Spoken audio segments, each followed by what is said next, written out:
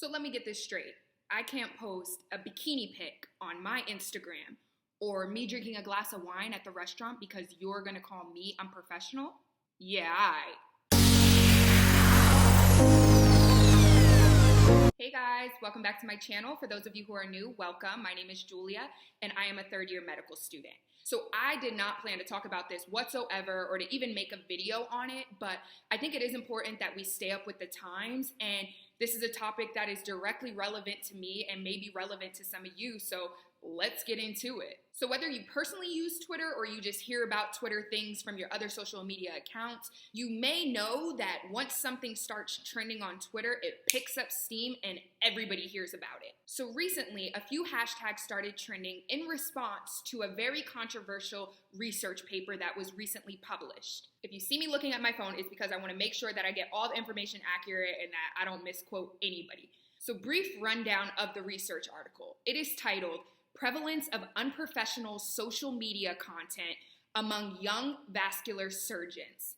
7 professionals, all but one of them being men, most of them being doctors, and most of them being affiliated with the Boston area, sat down and wrote this paper. So in their abstract, the authors state, our goal was to evaluate the extent of unprofessional social media content among recent vascular surgery fellows and residents. Long story short, y'all, these people went and made fake, dummy, neutral lurker accounts, went and tried to follow all of these young surgeons, these young vascular surgeons, and literally lurked through all of their social media, Facebook, Twitter, and Instagram.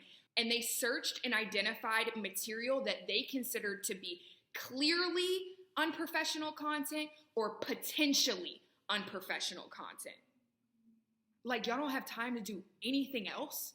Y'all don't got surgeries to do? So let me define that for y'all based on what they said. As per their article, clearly unprofessional content included Health Insurance Portability and Accountability Act, or HIPAA, violations. Those are real.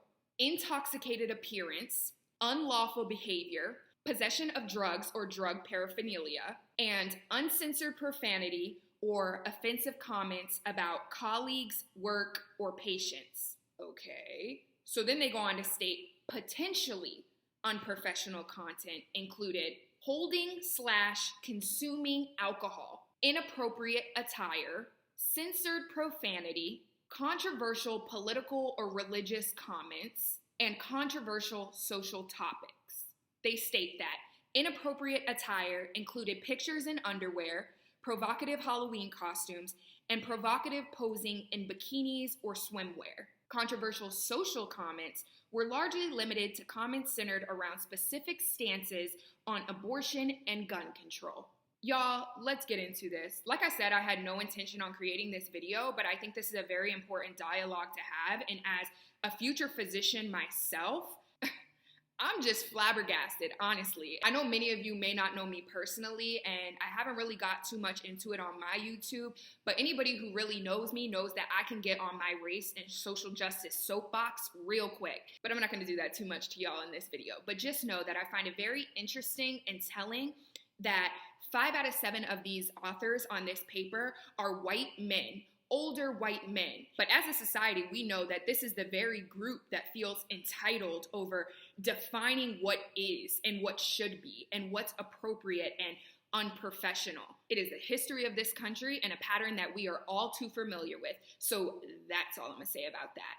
I'm still just so mind-boggled that this is even a research paper, that this is even something like in a highly prestigious journal that literally like academics everywhere can read and access. As if this doesn't perpetuate a very problematic view of social media and the use of social media.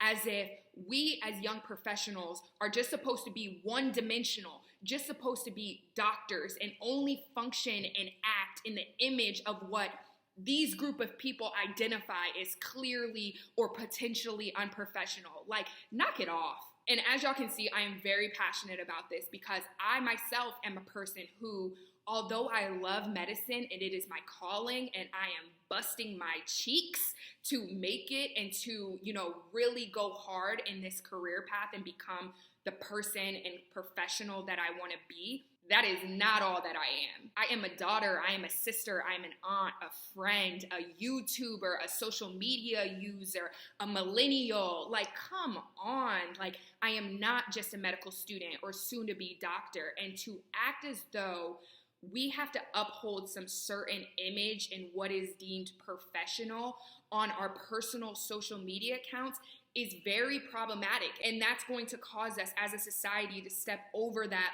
line of censorship and censoring people. And we already see it by literally publishing research like this that then allows people to justify and put the scientific data behind why they can discriminate or go on social media and then fire people or write people up for professionalism for something that is being done outside of work that, in my opinion, isn't even unprofessional. So you're telling me that my bathing suit pic in Puerto Rico on the beach is potentially unprofessional. What about this pic? Is my cleavage too far out? Because, I'm a woman and I have boobs. And the crazy part is that many young professionals already have to deal with this. I know a lot of people who, if they're applying to a job or to residency or to medical school, they will put all of their social media accounts private so that no one can access them and will not accept any friends that they don't personally know. For this exact reason, to prevent accepting and allowing someone to see their social media and then use it against them in a research paper. Because this really infuriated me when I heard about this, I even polled my own Instagram followers and I asked them, in your field or career path, do you fear your use of social media will be used against you? 76% said yes. I then asked, have you ever not posted something on social media for fear of current or potential employers or colleagues seeing it and deeming it unprofessional? 85% said yes. Being a young person, especially one in a professional and prestigious field, we already have to worry about how we are presented in person and in the hospitals and in the clinics and uphold this level of professionalism and elitism even. And for me, that's draining. So when I go home, I want to be me. I want to take off the white coat, take off the stethoscope, go to the bar and have a drink with my friends. I want to go to brunch on Saturdays, drink some mimosas, and then post a cute picture on Instagram. Like, sheesh, sue me for that. So luckily, there are many people who share my sentiment. So the hashtags #MedBikini and Unprofessional Med Twitter were born in response to this research paper. And professionals from all different fields are standing together in solidarity and posting some of these pictures that are deemed clearly or potentially unprofessional, such as themselves in bathing suits or themselves having a glass of wine or a beer. And this trend is being used to call out not only these specific researchers and this specific paper, but anybody else who thinks like this. And in the day and age of virtual everything, learning, working, teaching, we cannot continue to perpetuate unrealistic and unreasonable standards of professionalism. So knock it off. It's actually very annoying. And it's something that makes me very anxious because I'm always thinking about it, especially as somebody who did a reality TV show, YouTube video for another day, and someone who uses social media platforms a lot. I don't want to have to feel like I'm censoring and watering myself down to some image of what is considered professional. It's boring, it's not reflective of my real life, and I'm personally not gonna do it. So because many of the authors of the paper are in the Boston area, the Boston Globe recently put out an article addressing this very paper. And the title of the article is #MedBikini. Here's why healthcare professionals are posting photos of themselves in bathing suits. I'll link all the articles and papers in the description box below so you guys can take a look. One person in the article states, quote, "This paper is a perfect example of unconscious bias. By labeling things such as provocative Halloween costumes, bikinis, and opinions on abortion and gun control unprofessional, who do you think they are primarily targeting?" Woo!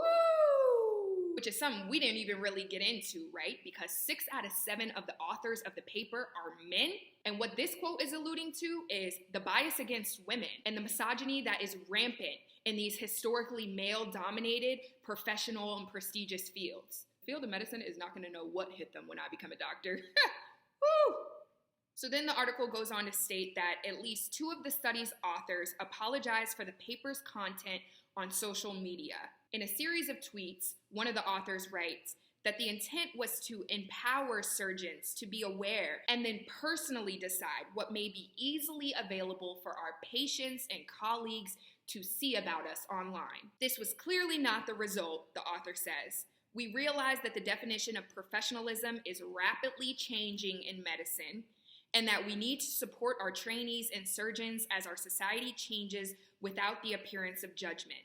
Once again, it just speaks to the entitlement of personally deciding and defining what professionalism is, right? Like, who's to say that because medicine has been functioning in a certain way for decades, that that's what's even right, that that's what the definition of professionalism even means? Because now the society is changing, or that your status quo isn't necessarily a norm anymore, that, oh, those people just aren't professional. Man, stop it. Catch up with the times and be aware enough to even realize that there may just be things that are generational gaps. And it's not that there is a lack of professionalism, but rather you were born in a different time, and that the times are indeed changing and are much more tolerant and much more accepting of things that aren't your status quo. The article states that the clinical research study drew so much scrutiny that the authors have apologized and in an extraordinary move called for a retraction of their own work.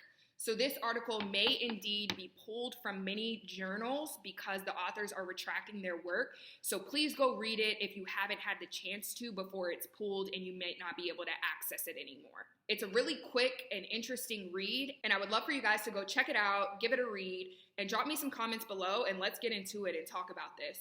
So I want to say one last thing to wrap up this video, and that is, in the conclusions of the research article, the authors state, young surgeons should be aware of the permanent public exposure of unprofessional content that can be accessed by peers, patients, and current future employers. What I really want to highlight is the part of the sentence, can be accessed. Not only does this speak to what I've already previously talked about young people putting their social media accounts private so that things can't be accessed. But besides that, I know a lot of the older generations that have social media, specifically Facebook, and they may use it or may not use it, but even if they don't, let's be real clear here. Professionalism, and whatever you define that as, because it is indeed subjective, should transcend well beyond what can be accessed publicly. I can't even tell you how many times I've visited doctors, shadowed doctors, worked with doctors who were not only rude and unprofessional, but were racist, were misogynistic, and lacked basic empathy for their patients. This, to me, is unprofessional. Just because you may not have a Speedo pic on Instagram or are posting inflammatory remarks on Facebook does not mean that you are not unprofessional. So to sum up this video, guys, mind the business that pays you. We are going to have waves of great, intelligent young doctors come into this field that have very large social media footprints. So don't get into the habit of judging their professionalism or their competency based off of what you see on their accounts, especially for something as mild as bikini pics and holding drinks of alcohol. It is very hypocritical, and these are unrealistic standards to ask of somebody that you may not even ask of yourself. So that's that. So leave me a comment below. Let me know what you guys think. I'd really like to hear your thoughts. Hit that like button, make sure you subscribe, and I'll see you guys next time. I think I might do these current topics more often. Love you guys.